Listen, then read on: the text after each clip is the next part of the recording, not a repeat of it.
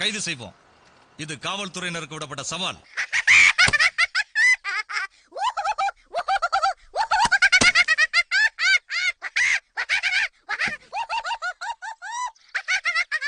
கரூர் தாசில்தார் திரு முரளிதரன் வயது 53, வந்தவாசி தாசில்தார் திரு சதாசிவம் வயது 39, திண்டுக்கல் தாசில்தார் திரு முருகேசன் வயது 43, ஆத்தூர் தாசில்தார் திரு சுப்பிரமணி வயது 47, நாமகிரிப்பேட்டை தாசில்தார் திரு ஐயா கண்ணு வயது 52, அருப்புக்கோட்டை தாசில்தார் திரு சச்சிதானந்தன் வயது 43.